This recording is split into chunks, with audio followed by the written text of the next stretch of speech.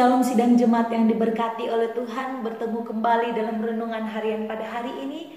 Mari kita tetap semangat di dalam mendengarkannya dan di dalam mengikutinya. Saat ini kita mau memuji Tuhan. Kita menaikkan pujian kepada Tuhan.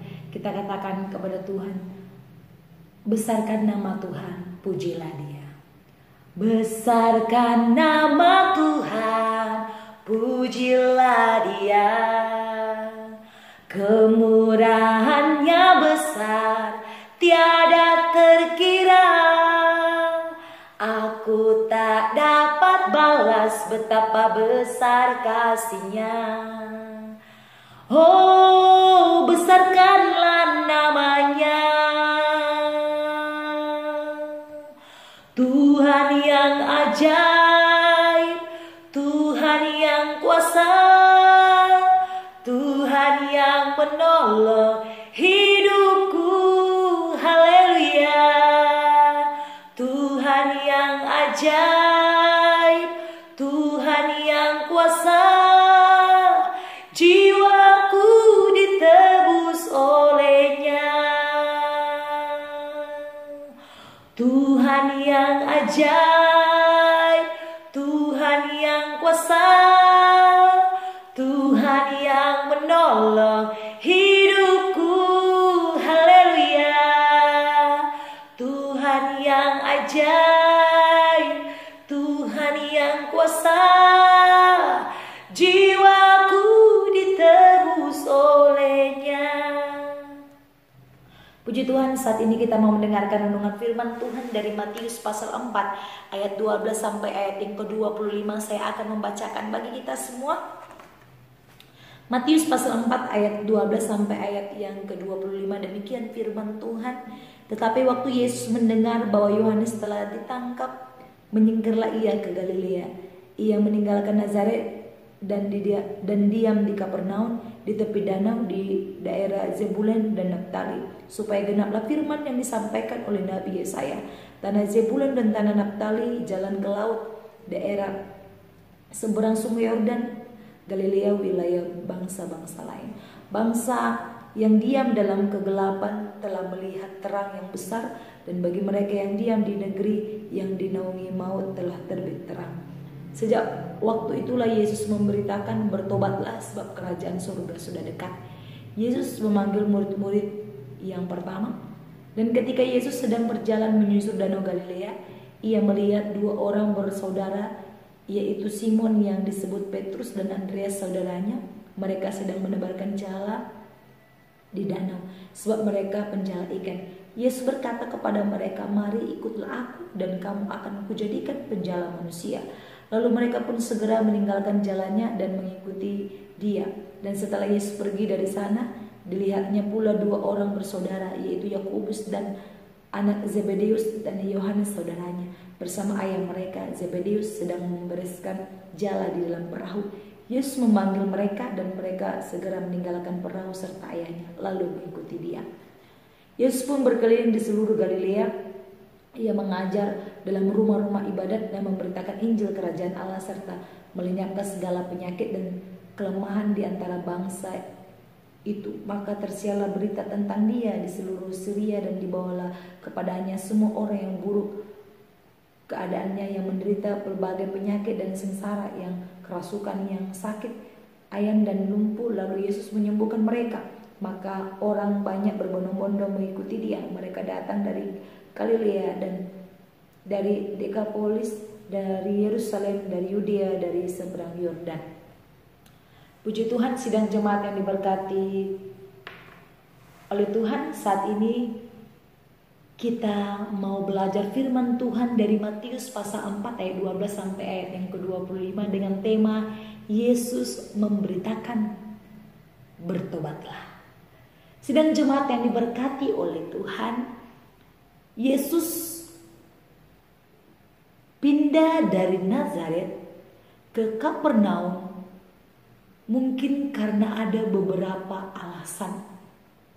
Apapun alasannya, Matius menjelaskan dalam Matius pasal 4 ayat yang ke-12 sampai ayat yang ke-25, Matius menjelaskan bahwa hal itu adalah suatu yang harus terjadi Kehadiran Tuhan Yesus Kristus merupakan penggenapan rencana Allah yang telah ditulis jauh sebelum Tuhan Yesus hadir di dalam dunia. Sidang jemaat yang diberkati oleh Tuhan, kita tadi sudah panjang lebar membaca dari Matius pasal 4 ayat 12 sampai ayat yang ke-25. Kita melihat dalam ayat tersebut di mana awal Yesus memberitakan tentang bertobatlah, yaitu ketika Yesus berada di Galilea. Sidang jemaat yang diberkati oleh Tuhan, saya membacakan ayat yang ke-12 dan kemudian ayat 13 dan ayat yang ke-17 bagi kita semua. Tetapi waktu Yesus mendengar bahwa Yohanes telah ditangkap, menyingkirlah ia ke Galilea. Dan ini adalah awal mula bagaimana Yesus datang dan pergi ke Galilea.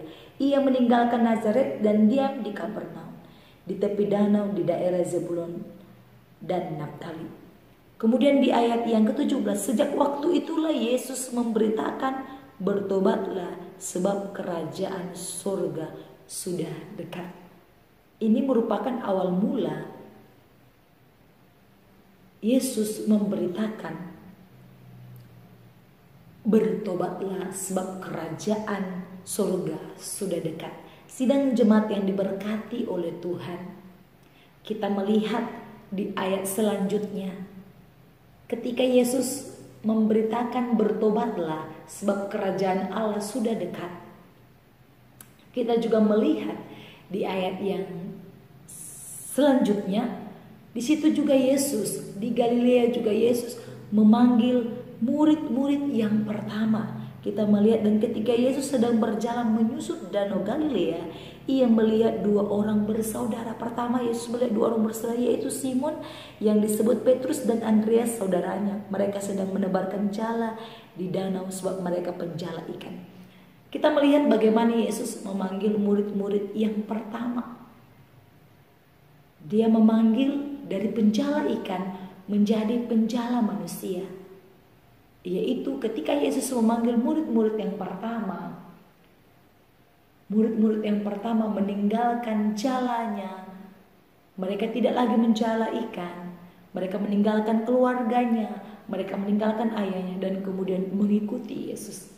Ketika mereka mengikuti Yesus, di ayat selanjutnya, Yesus berkeliling di seluruh Galilea.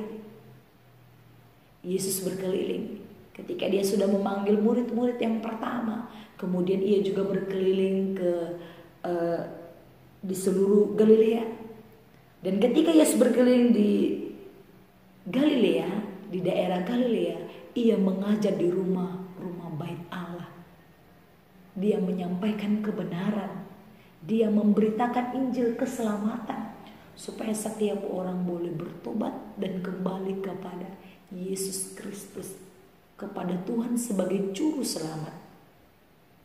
Ketika Yesus memberitakan keselamatan, mengajar di bait Allah, memberikan pengajaran kepada orang-orang.